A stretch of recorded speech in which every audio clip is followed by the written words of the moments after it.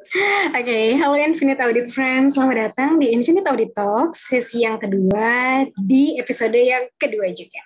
Nah, di episode kali ini kita akan bicara tentang agent of change atau change agent dalam dunia auditing. Kita kayaknya sering banget ya dengar gitu kalau yang namanya internal audit itu perlu untuk jadi trusted advisor atau strategic partner gitu untuk klien pengawasan mereka. Tapi di sisi lain kita juga tahu salah satu hal yang embedded gitu pada saat kita mau untuk transform gitu ya menuju ke unit internal audit yang bisa mencapai dua hal tadi, kita perlu ada transformasi gitu. Nah, apa sih sebenarnya change agent atau dalam tatarannya gitu ya menjadi agen-agen perubahan dalam lingkup transformasi di inspektor jenderal atau mungkin di unit internal audit atau even di organisasi yang lebih besar gitu, di luar unit internal audit di organisasi masing-masing, kita akan discuss tentang bagaimana sih sebenarnya dunia bisnis saat ini melihat agent of change sebagai individu yang dinilai mampu mempromosikan atau mendukung cara baru dalam melakukan sesuatu di perusahaan, of course proses bisnisnya gitu ya. Apakah itu entah menggunakan proses yang baru, penerapan struktur manajemen yang baru, atau transformasi model bisnis lama ke model yang baru gitu. Kita akan kupas-kupas terkait dengan agent of change dalam tataran dunia internal audit. Dan first thing first, aku pengen tanya nih tentang gimana sih sebenarnya agent of change ini tuh dianggap sebagai orang yang kemudian memberikan inspirasi gitu dan juga memberikan pengaruh ke orang lain di dalam organisasinya untuk misi-misi perubahan. First thing first nih aku pengen tanya, kenapa dulu sih ini tuh penting gitu? Jadi kayak why basically the agent of change is important gitu di organisasi ini ya apa internal audit. Silakan Mbak. Oke, thank you Bunga, dan terima kasih udah diintroduce tema kita hari ini, permasalahan kita hari ini yang akan kita bahas. Seru banget ya, kita akan bahas sesuatu yang jadi masalah klasik gitu ya, tapi sebenarnya tidak terselesaikan gitu. Kayak masalah perubahan itu setiap waktu tuh bakal terus menjadi masalah bagi manajemen gitu nggak sih? Meskipun ilmu tentang change management tuh juga evolving gitu, tetap berkembang dari waktu ke waktu gitu. Sebenarnya karena apa sih change management gitu ya? Change management ini jadi penting dan change agent itu jadi penting gitu. Pertama tentu kita kalau ngomongin dunia gitu ya, perubahan adalah satu-satunya hal yang konstan. Hal yang terus-terusan terjadi itu adalah perubahan. Jadi dari waktu ke waktu kita ngelihat adanya perubahan, terutama kalau sekarang kita ada di masa yang penuh disruption gitu ya, banyak banget disrupsi perubahan-perubahan yang signifikan dalam waktu sekejap gitu ya. Terutama kalau di dunia teknologi misalnya, kita ngelihat cepet banget gitu ya, lajunya tuh sampai agak susah untuk diikuti gitu. Jadi bagaimana disrupsi itu membuat kita mau nggak mau harus beradaptasi, kita mau nggak mau kita harus mensikapinya gitu. Dan bagaimana kita menyikapinya itu akan menjadi resiko atau akan menjadi opportunity. Tentu kita sebagai sebuah bisnis, sebuah manajemen ya pengennya ini akan jadi opportunity kan. Berarti disrupsi ini akhirnya kalau bisa jadi kesempatan bagi kita untuk growing, untuk jadi lebih baik, untuk bisa bersaing, untuk jadi leading gitu ya. Nah, masalahnya adalah meskipun perubahan itu gitu ya, atau memanfaatkan perubahan itu jadi sesuatu yang penting, celakanya gitu ya, perubahan itu tidak mudah bagi organisasi gitu ya. Terutama kita tahu ada resistensi, ada faktor budaya juga yang bikin kita merasa nggak pengen-pengen banget berubah gitu. Kita belum menemukan why-nya kenapa. Kita mau berubah tuh ngapain. Kita goals-nya mau kemana, nentuin tujuan kita kemana. Itu adalah perkara-perkara yang susah gitu ya untuk ditentukan di awal gitu. Jadi makanya change itu tidak pernah mudah, perubahan itu tidak pernah mudah, dan bahkan bisa jadi mengintimidasi, menimbulkan resistensi bagi tim yang terimpact atau orang-orang yang terimpact oleh perubahan tersebut gitu. Di sini kita akan ngomongin change agent sebagai atau change agent yang dilakukan oleh auditor. Selama ini kan kita mikir bahwa auditor itu kerjanya memastikan kepatuhan gitu ya. Terus apakah sudah comply terhadap regulasi gitu misalnya. Tapi sebenarnya tujuan dari internal audit sendiri adalah ngasih nilai tambah, dan untuk ngasih nilai tambah tentu kita nggak bisa artinya stagnan, artinya kita terus berubah gitu. By nature kerjaan seorang auditor itu yang memang membawa perubahan dengan kita ngasih rekomendasi, dengan kita ngasih hasil assessment, terus ini ada ruang improvement yang bisa dilakukan, itu artinya kita by nature membawa perubahan untuk organisasi gitu kan. Dan kita ada di posisi yang diuntungkan karena kita bisa melihat semua bagian dari organisasi gitu. Kalau unit-unit lain mungkin cuma bisa lihat bagiannya sendiri gitu ya. Kalau kita tuh punya akses untuk melihat setiap aktivitas yang ada di organisasi, dan itu artinya apa? Artinya kita bisa mengidentifikasi apa saja perubahan yang bisa dilakukan untuk sebuah organisasi gitu. Jadi itulah kenapa kita ada di posisi yang teruntungkan. Kita juga punya diharapkan gitu ya, ada ekspektasi terhadap kita untuk bisa jadi katalis perubahan dan meningkatkan nilai bagi organisasi gitu. Jadi itu kenapa akhirnya internal auditor gitu ya khususnya penting banget untuk bisa jadi seorang change agent, karena sebuah perubahan itu bakal mahal, bakal susah, bakal resource-nya bakal banyak banget yang dibutuhkan kalau dia tidak di-manage dengan baik, dan di saat yang bersamaan yang bisa melakukan champion gitu ya, menjadi champion untuk perubahan itu sendiri adalah internal auditor. Itu kenapa internal auditor penting untuk akhirnya bisa memanfaatkan perannya sebagai change agent gitu ya, untuk bisa mendorong perubahan yang ada di organisasi gitu. Gitu Bunga, terkait mengapa internal auditor penting untuk bisa jadi change agent gitu. Nah sekarang tadi kan kita udah ngomongin bahwa perubahan itu susah gitu ya. Perubahan itu by nature tuh tidak disukai oleh orang-orang gitu. Terus bagaimana sih kalau Bunga melihat ini gitu ya? Bagaimana kita bisa melakukan change management gitu, terutama sebagai internal auditor kita bisa ngelakuin apa nih untuk bisa mengkatalis perubahan? Oke, thank you banget Mbak Im. Aku senang banget sama bahasanya how to ini ya, jadi katalisator gitu ya dari perubahan itu sendiri. Jadi aku pengen membuka sesi menjawab ini dengan sebuah pertanyaan sebenarnya. Ini ada ini ya salah seorang tokoh gitu dalam bidang transformasi namanya Murdoch. Dia tuh bikin satu statement yang cukup banyak gitu dikutip di literatur formal terkait dengan transformasi. Pertanyaannya adalah, apakah auditor intern adalah agen perubahan atau penjaga status quo? Ini menarik banget ya. Aku mungkin kayak pengen jawab dulu dari fundamental kondisinya gitu. Sebetulnya yang namanya zona kenyamanan ya, nggak cuma di dunia internal audit gitu, kayak dimanapun itu bentuknya itu. Lalu kemudian keengganan bertransformasi, keengganan untuk koordinasi, hilang motivasi untuk bisa melakukan perbaikan terus-menerus gitu, continuous, itu tuh ada di mana-mana gitu. Itu kayak by nature orang tuh cenderung merasa nyaman gitu apabila sudah ada di titik di mana dia merasa cukup. Itu yang sering banget dibilang gitu ya sama generasi muda sekarang gitu.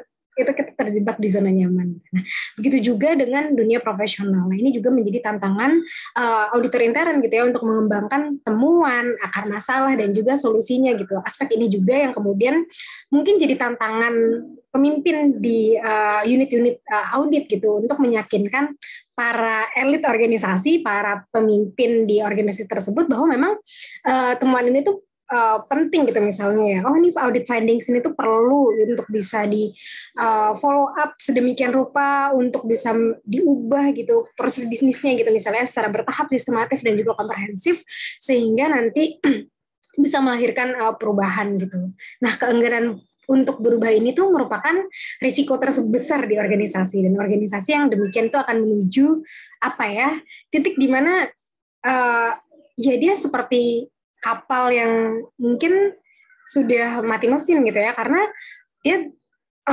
hanya terombang-ambing saja gitu di tengah pergerakan dinamika eksternal gitu kan, di tengah ombak-ombak eksternal gitu. Sedangkan yang namanya perubahan, disrupsi itu satu hal yang pasti, tadi Mbak Im juga sempat mention gitu di awal gitu. Mungkin hal yang paling pasti untuk selalu ada gitu ya di dunia ini tuh adalah the change itself gitu, perubahan itu sendiri gitu. Nah, bagaimana sih sebenarnya organisasi mampu bertahan di tengah disrupsi yang ada? Ya kuncinya inovatif, kreatif, dinamis, fleksibel, resilient, intelijen dan juga smart gitu dalam menghadapi perubahan yang ada. Tadi kalau pertanyaannya adalah how gitu ya, gimana gitu, maka aku coba untuk jawab dengan 3 kata kunci penting yang aku rasa ini bisa gitu jadi kunci untuk bisa diterapkan secara umum dan general gitu di semua tipe proses bisnis internal audit. Ini aku singkat mungkin jadi HIF gitu ya. Yang pertama adalah insight. Jadi bagaimana sih sebenarnya auditor intern itu wajib memiliki kemampuan untuk bisa menawarkan tinjauan yang empiris atas historical data yang sudah terjadi gitu. Nah, ini penting banget gitu melihat hal-hal yang sifatnya tadi ya insight tadi gitu. Lalu kemudian yang kedua insight, di mana kita tuh mesti melihat nih sebenarnya ada potensi apa sih terkait dengan kondisi atau wawasan atau current state gitu ya atas konsep-konsep yang ada di proses bisnis utama kita. Jadi bagaimana kemudian kita mampu memberikan additional wawasan gitu tanda kutip ya atau additional insight gitu ya untuk key stakeholders yang ada di organisasi itu menjadi satu hal yang penting banget dan agak nggak mungkin gitu ya bagi seorang auditor mampu memberikan tadi insight dan juga insight dengan oke kalau dia tidak memahami proses bisnis dengan baik, kalau dia tidak terus melakukan pengembangan dirinya dia dengan baik juga gitu. Nah itu menjadi satu paket yang tidak terpisahkan. Tadi H-nya sudah, I-nya sudah, sekarang yang terakhir ada F-nya, yaitu foresight, di mana auditor itu wajib untuk memiliki kemampuan dan mampu menawarkan foresight gitu terhadap key stakeholders yang ada, tinjauan ke masa depannya itu seperti apa, organisasi kita ini mau ke arah mana. Kita ini mungkin kalau dalam tataran yang sering disebutkan oleh AIA itu strategic partner gitu ya. Bagaimana kita sebenarnya bisa set up nih peta foresight kita tuh akan jadi seperti apa dalam tataran organisasi secara luas gitu ya. Jadi kalau misalkan inspektorat di sektor publik berarti dalam tataran kementeriannya masing-masing. Atau mungkin kalau misalkan di sektor publik, of course gitu ya dalam tataran the whole company-nya gitu. Itu menjadi satu hal yang penting banget dan auditor-auditor yang seperti itu gitu loh. Itu menjadi auditor-auditor yang kemudian profilnya memang dibutuhkan gitu oleh organisasi di era seperti saat ini gitu. Dan bagaimana sebenarnya nanti stigma-stigma auditor internal gitu ya itu tidak hanya berfokus pada compliance centric gitu ya, tapi juga menjadi valued expert dan ini akan mengoptimalkan peran kita dalam memberikan kekuatan tambahan gitu ya untuk memperkuat fundamentalnya. Fundamentalnya ini apa sih? Ada 3 gitu, GRC kita, tata kelola kita, manajemen risiko dan juga pengendaliannya. So that's maybe jawabanku terkait dengan gimana sih sebenarnya ini tuh perlu untuk dioptimalkan gitu. Next, ini aku pengen tanya, kita akan going deeper nih teman-teman. Aku pengen tanya ke Mbak Im soal kendalanya nih Mbak. What's basically hal-hal yang kamu pikir akan jadi challenge pada saat kita sebagai auditor kemudian coba untuk optimizing perannya sebagai agent of change. Oke, thank you Bunga. Menarik banget nih tadi yang udah Bunga sampaikan gitu. Dan sekarang saya mau lebih jauh gitu ya membahas tentang kendalanya. Karena berkali-kali kita sebut tadi di awal bahwa ini tuh proses yang nggak mudah, resistensinya ada gitu ya. Nah, kita akan bahas nih apa sih kendala-kendala utama gitu ya, khususnya kalau kita mau jadi change agent gitu, auditor untuk jadi change agent. Tapi secara general sih saya akan sebutin dulu apa sih kendala dari change management itu sendiri gitu ya, biar karena itu juga yang harus diidentifikasi auditor ketika dia melakukan assessment atas change management gitu ya, itu kan dia juga harus tahu kendala-kendala apa yang dihadapi oleh organisasi untuk berubah gitu. Nah, saya udah mengidentifikasi ada 6 gitu ya, menurut saya yang paling utama terkait dengan kendala dari change management itu sendiri atau bagaimana auditor bisa jadi change management. Yang pertama tentu find the why gitu ya. Kenapa sih kita harus berubah gitu? Banyak banget orang yang keliru gitu ya, berubah tuh karena ikut-ikutan gitu ya. Karena sekarang ada teknologi baru nih, kenapa kita nggak ngikutin ini gitu. Atau kita berubah cuman karena sekadar disuruh gitu ya. Tapi lebih penting lagi menurut saya adalah kita harus nemuin kenapa kita berubah gitu. Kenapa kita perlu berubah dan apa yang kita dapatkan dari berubah itu, benefit apa. Karena kalau kita udah tahu benefitnya apa, akhirnya kita akan lebih semangat lagi gitu. Itu akan jadi less resisten orang-orang untuk berubah. Jadi yang pertama tentu find the why and know the benefit. Itu yang pertama. Terus yang kedua, menurut saya yang penting juga adalah kita bisa mengidentifikasi dengan tepat kita tuh sekarang ada di mana, kita mau kemana, gap-nya gimana gitu ya. Kenapa ini penting? Karena kita harus jaga momentum nih. Momentum orang tetap bisa bersemangat terhadap perubahan kalau dia tahu nih dia sekarang ada di mana, dia mau kemana, gapnya apa, nanti kita akan sampai mana gitu ya. Jadi milestone, quick win itu penting banget gitu untuk diidentifikasi di awal supaya supaya apa? Supaya orang tetap semangat, tetap momentumnya untuk berubah itu terjaga gitu ya. Dan juga identifikasi yang penting adalah kita tuh mau ke sana tuh dengan cara apa gitu ya. Berubahnya tuh dengan gimana.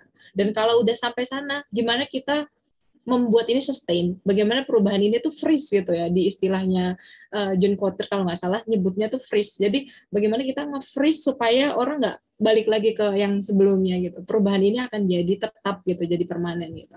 Yang ketiga mungkin yang juga perlu dipertimbangkan adalah kita tuh masih takut untuk berubah gitu. Takutnya kenapa? Karena mengambil resiko itu by nature bukan budaya kita. Budaya khususnya di negara-negara yang tipenya lebih menunggu, lebih pasif gitu ya.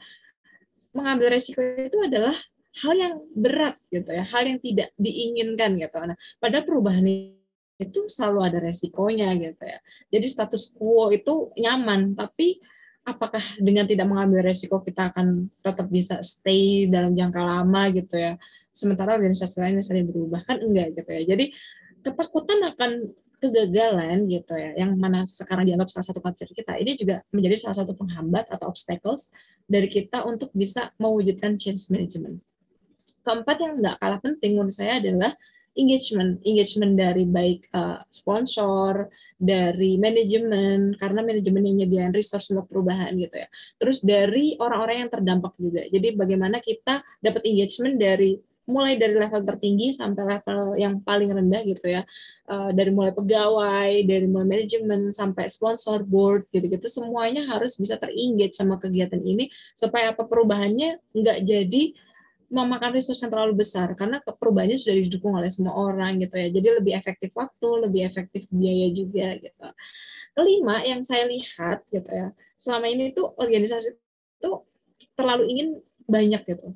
Pengen banget semuanya berubah gitu. Padahal menurut saya untuk bisa melakukan perubahan dengan baik atau bisa sukses gitu ya, prioritisasi itu penting banget. Kita nentuin perubahan apa dulu yang mau kita kerjakan gitu ya, karena perubahan mengambil resource, mengambil upaya tertentu gitu ya, yang artinya kalau kita nggak bisa memprioritaskan dengan baik, akhirnya nanti malah bubrah gitu, nggak tercapai semuanya gitu ya. Jadi untuk nyampai ketujuan dari perubahan kita harus punya prioritas yang baik gitu.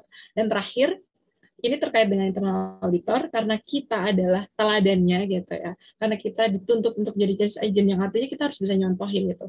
Perkara keteladanan ini penting banget karena menurut saya inovasi atau perubahan itu harus dimulai dari internal auditor sendiri. Internal auditor harus nunjukin attitude yang bisa berubah gitu ya. Attitude yang mau menerima perubahan-perubahan baru gitu. Akhirnya itu bisa menjadi contoh buat unit-unit lain bahwa oh ya internal auditor kita sudah mencontohkan bahwa perubahan itu bisa dilakukan dengan baik gitu ya dan membawa manfaat gitu. Jadi itu 6 poin yang menurut saya penting banget terkait kendala yang juga harus diingat-ingat oleh auditor ketika dia mau ngelakuin change management atau menjadi change agent. Kendala-kendala tadi itu penting untuk diketahui supaya nanti bisa dimitigasi atau ditangani dengan baik gitu ya. Oke, sekarang karena kita udah ngomongin kendala, kita akan nyebrang ke sisi satunya, yaitu kita sudah tahu permasalahannya, sekarang kita mau tahu juga penyelesaiannya gitu. Menurut Bunga ada nggak sih tips dan trik yang bisa Bunga bagi gitu ya untuk membuat change management ini menjadi atau auditor menjadi change agent ini prosesnya lebih smooth? Thank you banget Mbak Yim. Ini aku bakal jawab ini based on satu artikel yang menarik nih dari The Institute of Internal Auditors. Jadi ada salah seorang dari Board of IAA Indonesia yang kemudian menuliskan hal ini gitu ya. Ini Pak Dias Priantara, di mana dia capturing tentang memosisikan peran audit intern masa kini. Nah, aku pengen coba kasih tipsnya itu based on elaborasi dari beberapa artikel di IAA termasuk artikel ini. Yang pertama adalah perlu adanya pendekatan yang preemptif, proaktif gitu, bukan reaktif. Jadi bagaimana sih sebenarnya paradigma auditor intern gitu ya, itu menjadi aktivitas yang biasanya kan pasti post ante gitu ya. bekerja, setelah adanya transaksi, setelah adanya kegiatan kontrak gitu ya. Lalu kemudian membuat hasil keluaran audit intern tuh terkadang jatuhnya jadi kayak it's just too late gitu, karena memang pos ante gitu karakteristiknya gitu. Nah, biasanya kegiatan-kegiatan yang sifatnya pos ante ini cocok pendekatannya dengan compliance dan juga control centric gitu, yang hanya menceritakan penyimpangan, apa yang kemudian tidak sesuai gitu ya dari planning, atau mungkin hal-hal yang sifatnya ini ya risk centric dan juga risk assurance gitu. Maka mungkin auditor bisa nambah gitu ke kedua hal itu gitu. Jadi memang untuk yang kegiatan-kegiatan yang sifatnya pos ante ini jadi kayak lebih tidak banyak gitu opsinya gitu ya, karena memang tadi kalau disebutkan di sini ini sifatnya adalah control centric gitu biasanya, atau compliance centric gitu. Nah, bagaimana sih sebenarnya ini bisa ditambahkan kedua hal tadi? Jadi kita tambahkan sisi risk centricnya dan juga risk assurance-nya untuk bisa ngasih additional value added yang signifikan atas hasil laporan pos ante kita. Ini adalah tips yang pertama gitu ya, sehingga nanti apa yang dikeluarkan gitu laporannya oleh internal auditor itu benar-benar dinilai kuat dan bisa ngasih value added, sehingga apa yang kemudian kita berikan gitu ya sebagai langkah-langkah perubahan itu tuh beneran bisa dengan senang hati, dengan legowo gitu dijalankan oleh klien pengawasan kita. Lalu kemudian yang kedua adalah terus berupaya melakukan analisis akar permasalahan atau root cause. Ini tuh rasanya kayak dua sisi mata uang ya. Di satu sisi kita kayak udah sering denger nih, udah sering digaungkan untuk dilakukan dan segala macam. Tapi di sisi lain, kultur untuk melakukan this kind of analysis tuh belum terlalu kuat gitu. Mungkin hal yang menarik banget gitu ya, pada saat kita lihat gitu, mungkin kayak di Amerika Serikat gitu tuh kultur CBA-nya itu udah kuat banget gitu ya. Apapun pasti ada CBA-nya gitu sebelum decide something. Pun juga root cause analisisnya ini juga kuat gitu. Nah, terkadang kita tuh terjebak sama hal-hal yang sifatnya mungkin arahan pimpinan, lalu kemudian terpagari oleh peraturan gitu, sehingga fokusnya ke situ. Padahal sebenarnya bisa loh di top up lagi arahan pimpinan dan peraturan-peraturan yang memang ada itu kemudian kita elaborasikan dan kita advancingkan gitu dengan tadi additional ideas berdasarkan critical thinking kita, termasuk tadi menggunakan analisis akar permasalahan, di mana auditor intern yang profesional itu semestinya tidak mengupas temuan gitu ya sekedar dari kulit luarnya aja atau dari simptom-simptomnya aja, tapi menggali informasi lebih dalam dari berbagai dimensi tentang masalah yang ditemukan untuk kemudian ditelusuri sebenarnya root cause-nya apa sih gitu. Nah, ini yang kemudian kita coba solve gitu. Nah, ini jadi hal yang penting karena apa? Karena bisa jadi akar masalah yang menyangkut model bisnis, kebijakan manajemen, budaya organisasi, kualitas kompetensi pegawai itu tuh jadi root cause yang terkadang tidak masuk ke dalam hasil akhir yang dimention di laporan pos ante kita gitu. Nah, itu kemudian jadi hal yang menarik gitu, yang perlu gitu. Terkadang kita solving problemnya itu ada pada permukaan. Mungkin in very short term itu akan tercover gitu. Coba nggak benar-benar long term karena ya tadi basicnya gitu ya, fundamentalnya tidak terselesaikan. Gitu. Lalu kemudian yang ketiga adalah memastikan auditor-auditor yang kemudian ada di unit audit gitu ya, itu adalah orang-orang terbaik. Itu perlu banget. Jadi bagaimana sih sebenarnya auditor ini dianggap menjadi backbone dari pemberi nasihat atas navigasi organisasi, strategic partner tadi ya, dan otomatis karena perannya sedemikian strategis, orang-orang yang ada di dalamnya juga harus orang-orang yang strategis juga gitu. Orang-orang dengan talenta terbaik gitu. Bagaimana kemudian kalau misalkan kita lihat gitu ya, kualitas audit intern itu tuh sangat ditentukan dengan brainware gitu. Maka nggak mungkin kita bisa mencetak auditor intern tuh dengan cepat gitu. Butuh waktu, anggaran, kesempatan karir yang baik gitu. Sehingga kemudian itu tuh jadi kayak semacam rautan gitu ya, yang kemudian mempertajam pensil yang tadinya udah bagus untuk bisa kemudian nanti jadi alat tulis yang oke, yang reliable gitu, yang bisa dipakai oleh organisasi untuk tadi bisa jadi trusted advisor dan juga strategic partner bagi key stakeholders yang ada di tempat masing-masing. Nah itu sih mungkin beberapa hal yang mungkin apa ya bisa dibilang bisa gitu untuk bisa kita optimalkan dalam kaitannya dengan advancing peran auditor gitu ya sebagai agent of change atau sebagai agen-agen perubahan. Oke. We will close this session dengan cerita tentang bentuk realnya nih. Ini nyatanya nih gimana sih sebenarnya? Contohnya nih kayak apa? Nih barang tuh bentuknya kayak apa nih sebenarnya? So ya, let's start. Gimana nih Mbak? Ada nggak sih kayak semacam mungkin kayak contoh mungkin kayak yang pernah kamu alami atau mungkin di tempat kamu gitu ya terkait dengan peran auditor sebagai agent of change?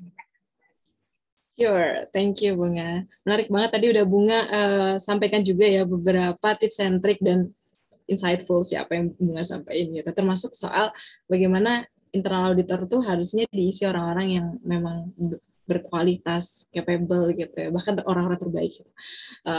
Thank you Bunga. Selanjutnya saya akan bahas tentang realnya pernah ngapain sih terkait change management. Jadi saya akan bahas aja yang sekarang lagi saya kerjain gitu ya. Sejak 2020 saya kerjain sih sebenarnya terkait pengembangan data analytics di Kementerian Keuangan, di Itjen khususnya. Jadi itu adalah salah satu bentuk digital transformation yang ada di Itjen Kemenkyu terkait adanya data elektronik, pemanfaatan teknologi informasi yang akhirnya bikin kita merasa oh, kita nggak bisa nih pakai cara-cara tradisional lagi dalam pengolahan data atau pemanfaatan data. Kita harus lebih jauh gitu ya. Kita harus mengambil extra miles untuk bisa memanfaatkan ini sebaik-baiknya supaya apa? Supaya kita bisa ngasih nilai tambah terbaik gitu. Dan dari kegiatan pengembangan data analytics itu saya ngerasa sendiri bahwa oh change management itu ternyata susah banget itu. Ada banyak hal yang harus kamu consider, ada banyak hal yang juga harus kamu tangani gitu ya. Terus ada banyak pihak yang harus kamu hubungi gitu-gitu ya. Tapi saya jadi ingat nih, kalau ngomongin tentang pengembangan data analytics, ada satu publikasi dari IIA gitu ya, The IIA, yang intinya adalah 4 langkah bagaimana internal auditor itu bisa memulai perjalanan penerapan data analytics gitu. Dan saya rasa ini menarik untuk di-share karena ini ada lesson learn gitu ya, terkait change management juga gitu. Jadi di situ disebutkan ada 4 langkah yang penting banget untuk dipertimbangkan oleh internal auditor ketika memulai perjalanan data analytics-nya. Yang pertama adalah punya target data governance yang achievable. Nah ini penting banget karena kita biasanya kalau punya target tuh apa ya nggak ngukur juga gitu. Penting untuk kita punya target tuh yang terukur supaya apa? Supaya kita nggak kehilangan semangat dan kehilangan momentum gitu.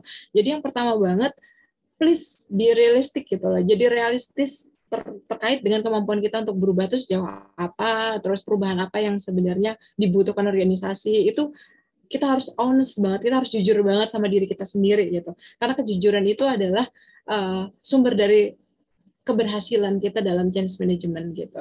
Terus yang kedua juga punya rencana. Nah ini juga penting. Jadi setelah tadi punya target, kita punya rencana. Rencananya apa? Rencana untuk bisa dapat datanya gitu. Jadi kalau kita misalnya punya klien pengawasan gitu ya atau mitra pengawasan, nah kita punya rencana nih bagaimana kita bisa dapat data dari mereka. Ini juga harus dipertimbangkan gitu ya ketika kita melakukan change management, apa rencana kita gitu. Ketiga, punya skill. Nah, ini juga SDM, itu penting banget. Jadi kita punya skill untuk bisa mengolah data, mengevaluasi data, itu juga penting banget gitu. Dan terakhir, harus ada barangnya. Untuk jaga momentum, kita punya barang. Nah, apa sih barangnya gitu? Atau impact yang terasa tuh apa sih? Benefit yang terasa apa sih? Nah, biasanya kalau di data analytics, kita punya namanya business case atau project data analytics gitu ya.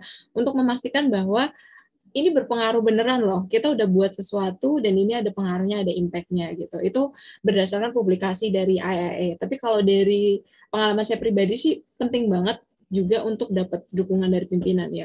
Ini nggak bisa diabaikan sih. Pertama banget secure the support from the executive. Menurut saya itu penting banget gitu. Dapatkan dukungan pimpinan, punya roadmap gitu ya, punya action plan gitu. Terus punya panduan juga itu penting, skill itu penting gitu ya. Jadi dan terakhir punya quick win sih. Jadi untuk menjaga momentum tetap penting banget untuk kita punya quick wins. Itu sih apa yang saya rasain selama ini ketika mengembangkan data analytics di Itjen untuk kegiatan pengawasan gitu. Sekarang juga saya mau tahu dari sisi Bunga nih. Kalau dari Bunga sendiri pengalamannya gitu ya selama ini untuk ngelakuin change management seperti apa, terutama karena Bunga kayaknya barusan ini juga tergabung dalam tim transformasi Itjen. Mungkin ada yang bisa di-share gitu ya terkait perubahan-perubahan gitu ya. Apa yang pernah Bunga ikuti atau Bunga bahkan inisiasi atau Bunga ikut terlibat dalam proyek perubahannya gitu. Silakan. Menarik banget sih ya Mbak ya. Ini jadi kita nutup dengan satu hal yang real banget nih. Dan benar banget tadi Mbak Im udah cerita tentang bagaimana sih sebenarnya peranan gitu ya, transformasi yang kemudian dibikin di tim data analytics gitu. Dan of course itu jadi satu hal yang rasanya menarik banget gitu untuk jadi salah satu contoh dari agent of change dalam dunia audit gitu. Nah, di tempat saya sendiri, benar banget tadi Mbak Im juga udah cerita gitu ya. Ini kebetulan saat ini tergabung gitu dalam tim transformasi organisasi di mana kemudian mungkin beberapa hal yang bisa di-highlight dari pengalaman tersebut adalah bagaimana kita setting up the ultimate goals dan bagaimana kita mendeliver ini itu menjadi satu kunci yang penting sih. Jadi kalau misalkan kita tahu gitu ya, bagaimana sih sebenarnya organisasi mencoba untuk melakukan delivery message gitu ya atas hal-hal apa yang ingin ditransform itu tuh seringkali nggak clear. Banyak banget yang bilang kita tuh mau transform, kita akan go to the A, B, C places gitu lah ya. Kayak kita mungkin kayak oke, big picture-nya ini gitu. Tapi kemudian itu tidak diejawantahkan lewat instruksi-instruksi yang kemudian sifatnya itu mungkin dirasa real gitu oleh banyak pihak. Nah, ini menjadi challenge tersendiri. Nah, terkadang ternyata hal yang menariknya adalah hal ini tuh nggak hanya dialami mungkin di banyak contoh di public sector, tapi juga di private gitu. Jadi bagaimana sih kemudian menciptakan bridging? Jadi tim transformasi di sini tuh perlu untuk menciptakan bridging gitu ya antara apa ya, arahan dari pimpinan yang seringkali sifatnya memang apa ya, masih tinggi banget gitu ya, ke bentuk komunikasi, strategi komunikasi, dan juga kemudian ini ya, ejawantah terhadap langkah-langkah perubahan di proses bisnis itu dengan lebih real gitu. Jadi ini auditor di sini juga perlu untuk menjadi jembatan gitu, tanda kutip, yang kemudian mampu untuk menghubungkan antara apa yang menjadi big goals dan juga apa yang kemudian menjadi langkah-langkah yang lebih konkret gitu. Pun juga dalam mendeskripsikan ultimate goals. Terkadang apa yang kemudian menjadi arahan itu bukan ultimate goals-nya gitu, tapi kayak lebih tinggi lagi dari ultimate goals. Maksudnya kayak masih lebih apa ya, lebih big picture lagi gitu. Nah, even nih kita yang perlu untuk kemudian memastikan ultimate goals yang ada ini achievable, clear gitu ya, dan simple gitu. Itu menjadi hal yang penting banget. Jadi achievable, clear, simple gitu, untuk kemudian nanti pada saat CMO-nya gitu ya, Change Management Office-nya itu kemudian melakukan deliver informasi ke seluruh stakeholders yang ada di bawah, yang sifatnya mungkin kayak pegawai atau mungkin pejabat-pejabat di manajerial menengah gitu ya, itu clear dan tidak ada minim resistensi. Ini kalau tidak ada resistensi agak tidak mungkin ya, karena yang namanya perubahan itu sedikit banyak pasti akan menimbulkan friksi. Itu udah satu hal yang perlu ditanamkan dari awal bahwa itu pasti ada gitu ya. Jadi the thing adalah bagaimana kemudian kita mencoba untuk minimizing gitu ya friksi-friksi yang akan ada dengan eksplanasi yang sifatnya konkret dan real gitu, sehingga mudah gitu untuk bisa dicerna. Ada sebuah teori yang sangat penting gitu, bagaimana kemudian seorang leader yang baik adalah seorang leader yang mampu untuk bisa mengekstraksi poin-poin yang kompleks menjadi titik-titik bahasa dan menggunakan pilihan-pilihan diksi yang paling sederhana untuk bisa diterima pada organisasi, pada orang-orang di organisasi dengan level terendah gitu di unitnya gitu. Nah, ini kemudian menjadi satu hal yang menarik yang kemudian ternyata ini menjadi key things gitu di transformasi di tempat kami juga, dan saya yakin juga pasti di semua tempat juga seperti itu gitu. Ini menjadi hal-hal yang penting. Kalau kemudian kita sudah bisa bikin bridging gitu ya dari tadi hal yang sifatnya luas dan besar gitu menjadi ultimate goals, kita kemudian perlu untuk bikin bridge yang kedua nih, jembatan yang kedua, menciptakan dan mengejawantahkan dari ultimate goal menuju ke quick wins. Itu juga hal yang nggak kalah penting, dan bagaimana sebenarnya proses-proses yang kemudian dioptimalkan itu dilaksanakan melalui branding program, branding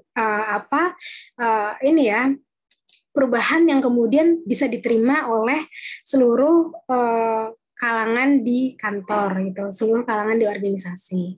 Kenapa kayak gini? Karena to be honest, kita bicara tentang yang namanya culture organisasi itu mungkin orang akan melihat kultur orang-orang yang ada di organisasi dengan tipe A akan seperti A semua. Padahal sebenarnya A ini tuh ada turunannya lagi.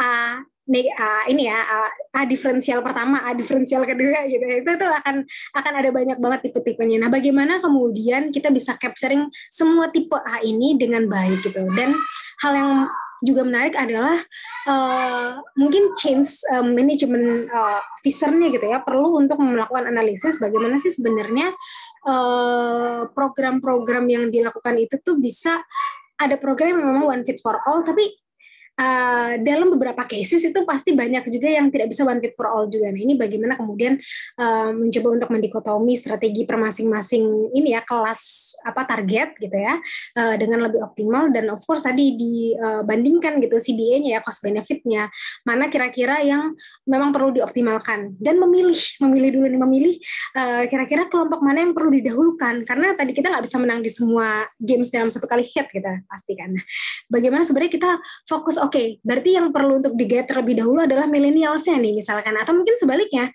yang perlu di-guide terlebih dahulu adalah mereka yang ada di level manajerial menengah ke atas gitu, yang mana mungkin dari kalangan yang lebih senior gitu. Ini menjadi strategi yang perlu untuk di-highlight gitu. Bukan berarti nanti yang lainnya akan jadi left behind, enggak. Itu yang lainnya akan bertahap, tapi seenggaknya kita dapat dulu nih quick wins satunya apa untuk menuju ke quick wins yang kedua, quick wins ketiga, sehingga nanti ultimate goals-nya jadi lebih utuh gitu, dapat tercapai semuanya. Itu sih mungkin contoh yang kita tadi bareng-bareng ya Mbak di kantor lakukan gitu. Dan teman-teman, this is it, it's a wrap gitu ya. Terima kasih banyak sudah bergabung di Infinite Audit Talk. Should you have any kind of ideas, mungkin ide, gagasan, atau mungkin pengen ngobrol-ngobrol aja bareng kita di Infinite Audit, just please drop your thoughts di kolom komentar di bawah ini, atau bisa juga nih kirim ke LinkedIn kami di Gresica Bunga Silvana atau Nuremur Ratun Solihat, atau bisa juga di kanal Instagram kami di infinite.audit atau @gresica.bunga atau nur.imratun. So, see ya di episode ketiga besok. Bye! Thank you.